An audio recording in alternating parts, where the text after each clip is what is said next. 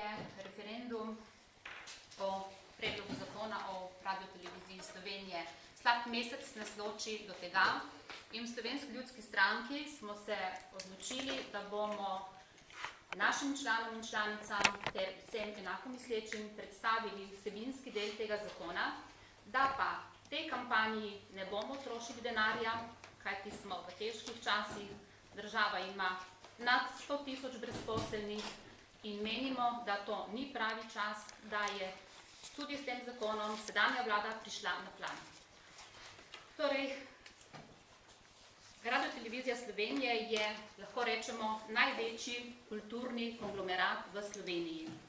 Tako po letnem prometu, ki znaša okrog 90 milijonov evrov, kakor tudi po številu zaposlenih, ki znaša približno 2000 zaposlenih.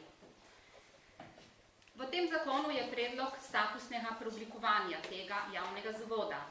Temu v Slovenski ljudski stranki nasprotujemo, kajti menimo, da sedanja oblika organiziranosti, ki ima svojo podlago v sedanji veljavni zakonodaji, popolnoma ustreza delovanju take ustanove. Nadalje, ta ustanova je bogata po svojem premoženju. Tako po številnih zgradbah, zemljiščih in drugem premoženju.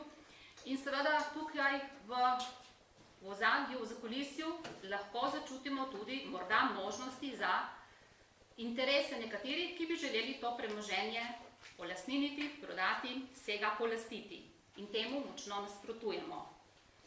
Prav pri premoženju bi kar na tem mestu pozvala ministrico, da javnosti predstavi v 10 dneh spisek premoženja, ki bo prešel v last, tako kot je predlagano v zakonu, novega zavoda. Kajti o tem želimo biti seznanjeni in na tem želimo bedeti.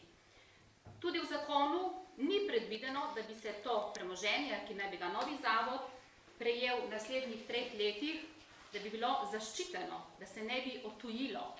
Naj povem primer, sem sama z Obale na Belem križu, kjer veste, da so parcele enormno drage, morda med najdražjimi, ne samo v Sloveniji, tudi v svetu. Veste, da stoji oddajnik, kjer so čudovite parcele s pogledom na morje in samo kot kanček, kot primer, taka parcela je lahko hitro predmet prodaje in interesov tistih najbolj premožnih tajkunov v naši državi. In temu močno nasprotujemo. Torej, statusnemu preoblikovanju pravimo ne. Druga stvar so številni zaposlenih, kot sem jih omenila, torej njihov status javnih uslužbencev naj bi se preoblikoval v neko novo obliko, nam nepoznano.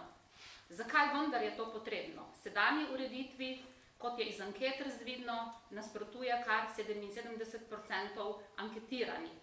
Torej, sedanja ureditev je za zaposlene ustrezna in ne vidimo razloga, da bi se odpiralo to boleče poglavje plač.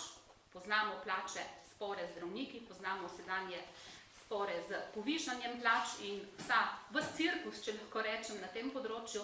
In ne želimo in ne vidimo potrebe, da se odprejo tudi vse pogodbe s preoblikovanjem iz javnih uslužbencev v neko novo obliko, kajti temu vemo, da je potrebna nova kolektivna pogodba in vsa delovna razmerja, torej vsako pogodbo je potrebno na novo skleniti, za vsakim posebej se je potrebno pogajati.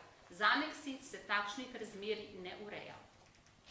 Tukaj je tudi priložnost za nekatere, da se tisti kadri, ki nekomu niso všeč, to je čudovita priložnost, tako prakso v Sloveniji poznamo v številnih firmah, da se takšnih novinarjev, kulturnih delavcev ali preprosto administrativnih zaposlenih znebimo na hiter in enostaven način in tega v tem trenutku temu ostro nasprotujemo in menimo, da je to nepotrebno. Tudi samo vplačilo pokojninskih prispevkov, pokojninskih sklad, kateri sedaj javni uslužbenci vplačujejo, je vprašljiv in ni predviden, ali bo prišlo do prekinitev takšnih pogodb in seveda tudi do zmanjševanja teh sredstev, kajti vemo, če se prekine pogodba o vplačevanju, je potrebno najmanj, kar je na tem plačati prometni davek v višini 6,5%. Torej, nanizala sem dve temeljni obliki. Bi prosila, gospod poslanec Pukšič, če nadaljuješ z tistimi ostalimi našimi nasprotnimi stališči temu zakonu.